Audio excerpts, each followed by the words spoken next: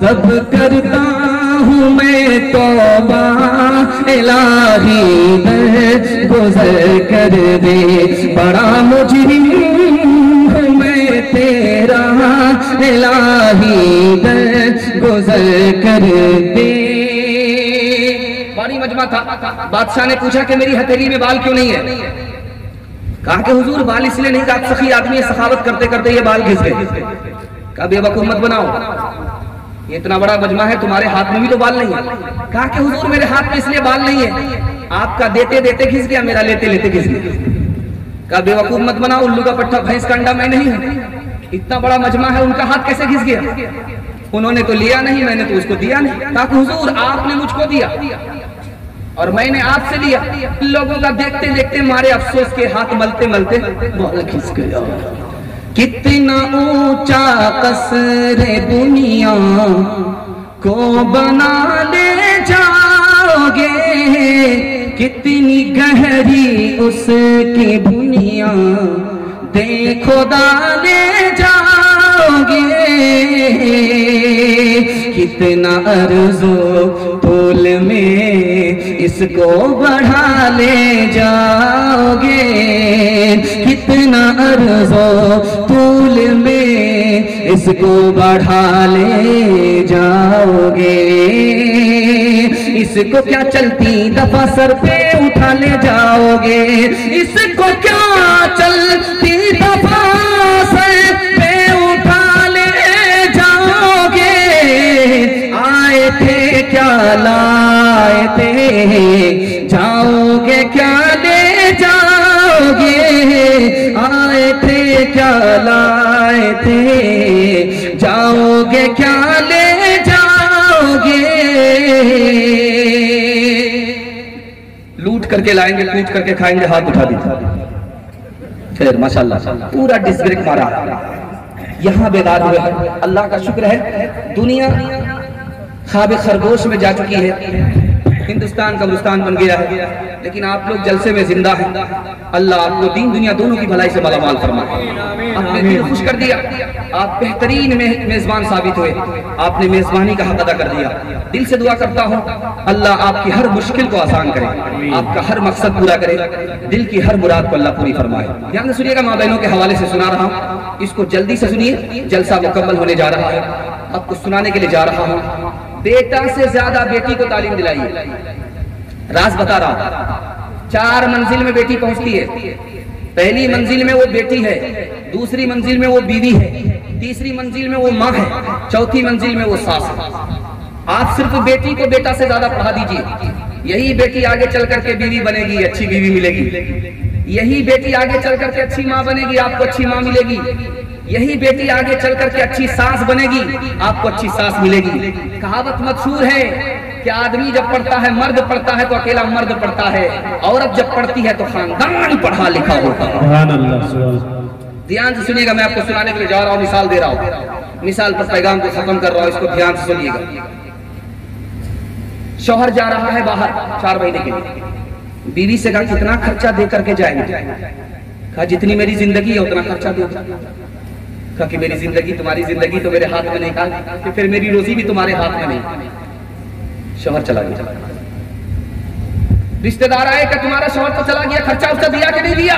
कहा घबराने की कोई बात नहीं है, वो तो खुद खाने वाला था, चला गया, खिलाने वाला खुदा मौजूद है, घबराने की कोई बात नहीं।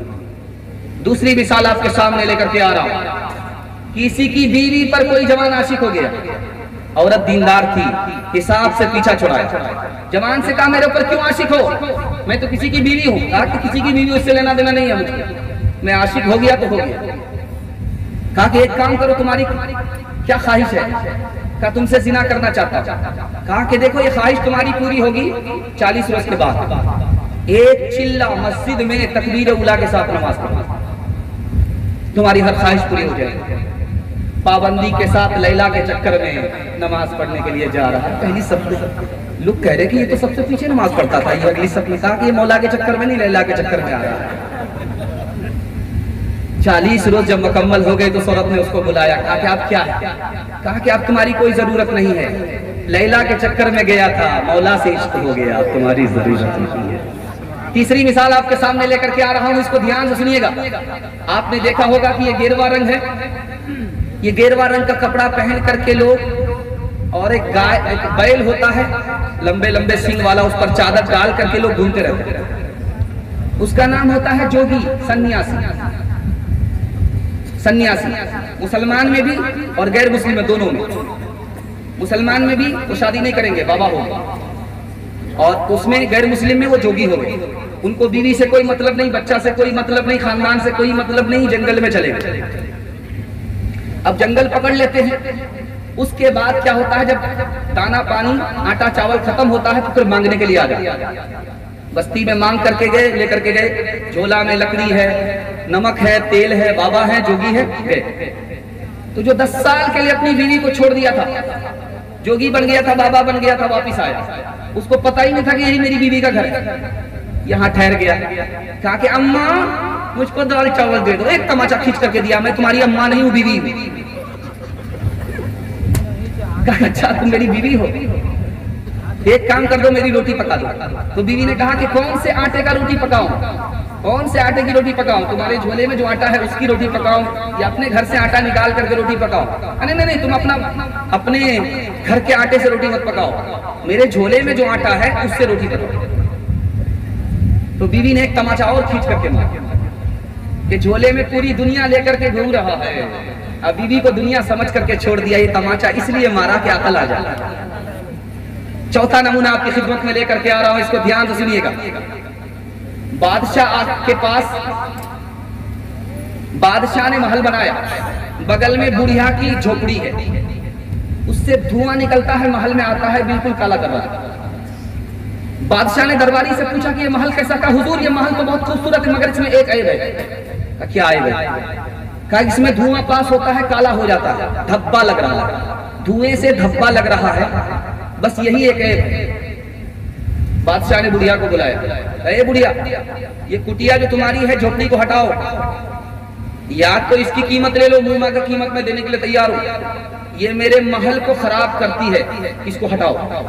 बुढ़िया ने कहा कि तुम्हारा इतना बड़ा महल है, मुझे देख करके बुरा नहीं लगता, तुम मेरी छोटी सी झोपड़ी को देखना पसंद नहीं करते, कैसे बेशर्म आदमी हो तुम। कहा कि वजह यह है कि धुआं आता है और काला कर देता है। कहा धुएं से बादशाह के महल पर धब्बा नहीं लगता, बादशाह के महल पर अगर धब्बा लगता है तो लोगों पर जुल्म करने की वजह से।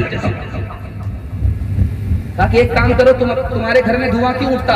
मैं खाना पकाता हूं, खाना पकाना छोड़ दे, मैं तुम्हें रोज मुर्गा भेजूंगा, शाही दस्तरखान से तुमको मुर्गा मिलेगा, तुम अपनी कुटिया में झोपड़ी में उस मुर्गा को खा लेना, खाना पकाने की जरूरत नहीं है।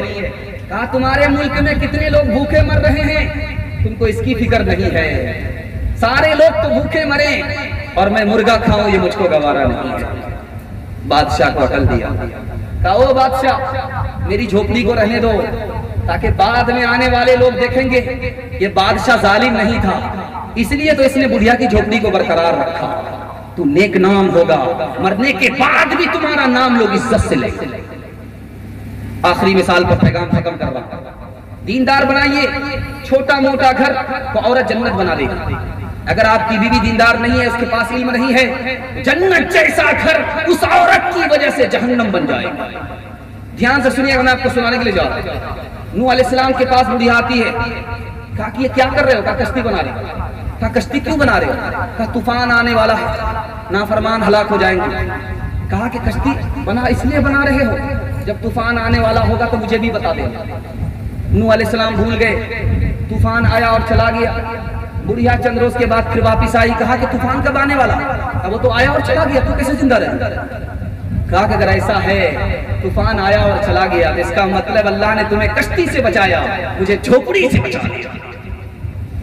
आखिरी मिसाल पर पैगाम खत्म कर रहा हूं, आखिरी मिसाल पैगाम खत्म कर रहा हूं, औरतों के हवाले से। मछली वाला मछली लेकर के बादशाह के पास आया, बादशाह ने खुश होकर के उस गरीब को 400 रुपए दिया।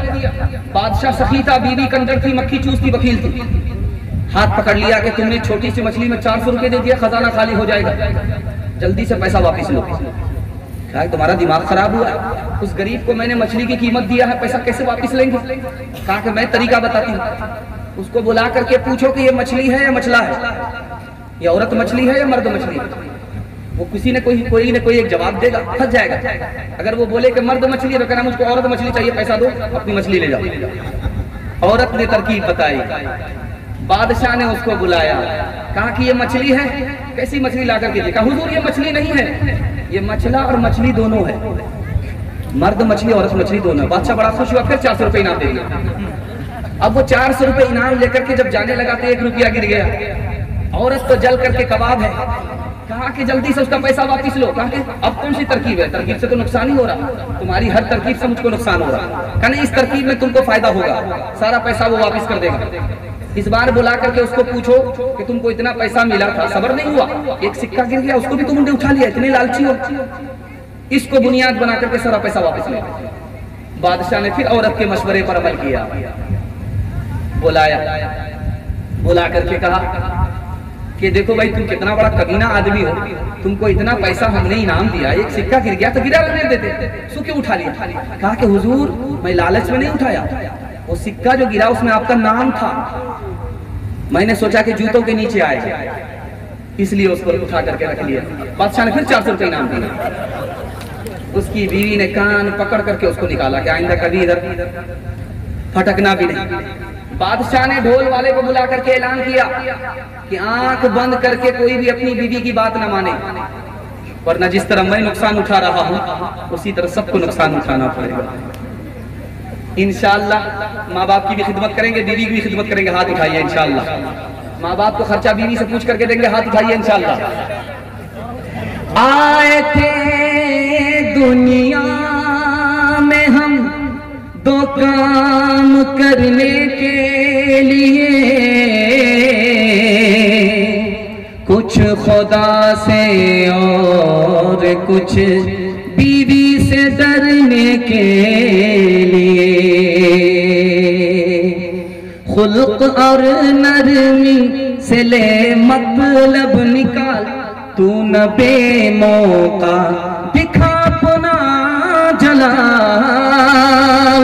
खुल्क और नरमी से ले मतलब निकाल, तू न बेमौका दिखा अपना जलाल। खुल्क और नरमी से ले मतलब निकाल, तू न बेमौका दिखा अपना जलाल। तेजी और सख्ती से अक्सर नौजवान अपने हाथों से करते हैं अपना जियान। अस्सलामुअलैकुम नाजरीन, आप देख रहे हैं SB मीडिया यूट्यूब चैनल। दोस्तों, अगर आपने अभी तक मेरा इस चैनल को सब्सक्राइब नहीं किया है, बराए मेहरबानी इस चैनल को सब्सक्राइब करें, लाइक करें और अपनी राय कमेंट में ज़रूर पेश करें। तो हमें बताएंगे आपको मेरा यह वीडियो कैसा लगा। अगर पसंद आ जाए तो चैनल को सब्सक्राइब करके मेरा हौसला अफजाई फरमाएँ। मिलते हैं अगले वीडियो में। खुदा हाफिज़।